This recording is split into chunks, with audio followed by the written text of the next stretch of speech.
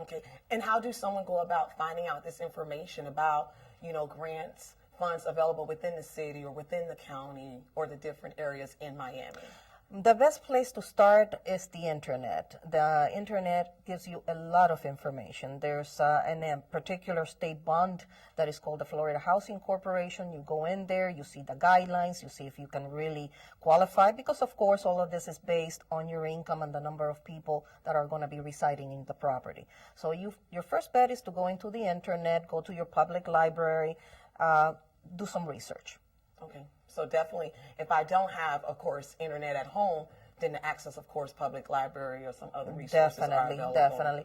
Go in, I don't quite recommend to go into a bank in particular, but go into a bank sometimes. Myself, for example, I do work for Wachovia. I have different branches that I attend.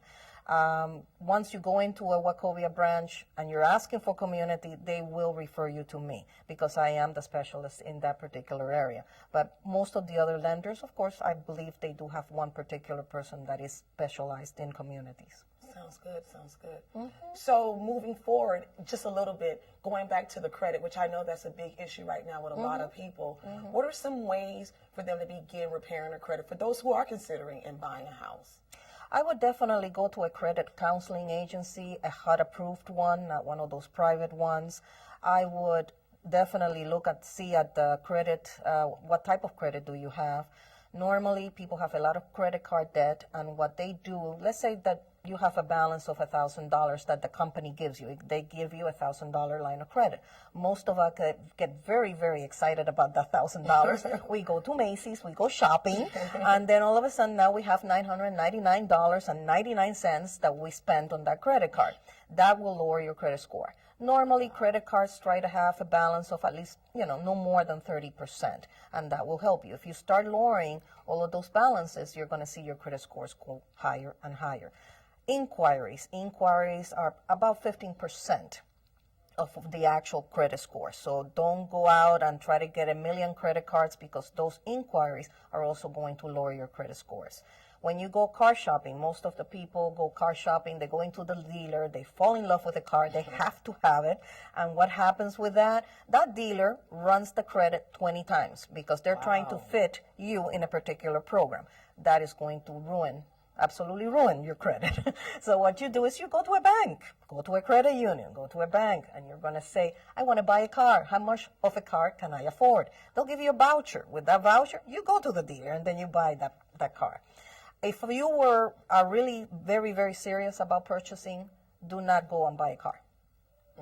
Because what happens is now cars these days are like miniature homes. You can live in them, but they're miniature homes. So pretty much you're spending $300, $400 a month just on the car. That will reduce the amount that you actually can purchase. So if you want to buy a house, don't buy the car. One or the other. One or the other. Oh, wow. Okay. Yes. And now when it comes to first-time home buyers, I know, for some people, the foreclosure market is a big market that some people are looking towards, investing or buying property. Mm-hmm. What do you suggest? What is your opinion on that? First-time home buyers, again, go get pre-qualified. Most important, do your budget, get everything in order before you actually do anything. First-time home buyers have a lot of options. There is FHA. Let's say most of the foreclosure properties right now have some things that need to be done to them. FHA does have a program called the 203K that is a rehabbing loan, and that helps you to be able to purchase the home and then fix the home. There's a lot of community programs out there. If, let's say, you purchased the home, it was livable when you purchased it, and now you need to fix it a little bit, upgrade it. Miami-Dade County has funding, City of Miami has funding. So those are things that you can be looking at because, of course, it's not just purchasing the property. People get all excited when they're about to have a child, so now they have a child. Oh, I'm pregnant, I'm going to have a child. But once you have the child, you have no idea what you're going to do with it. So now is the time that you need to it's the discovery that, oh my God, I'm a homeowner. What do I do now? Exactly. What do I do now? Well, now you take care of the home. Curb appeal, fix it, make it pretty. It's your home. Take care of it. So what are some expenses someone needs to consider when buying a home compared to saying, hey, I'm going to rent? You know, I know the landlord will come in and fix my refrigerator if something happens to it. So what are some key things that I need to put into consideration, in addition, of course, to getting qualified and finding out what I can afford? What are some things, evaluation I need to do within myself as far as considerations? I would definitely have reserves. Like my predecessors, my colleagues mentioned, you do have to have a little cushion. You cannot spend all of your money. You have to have a cushion.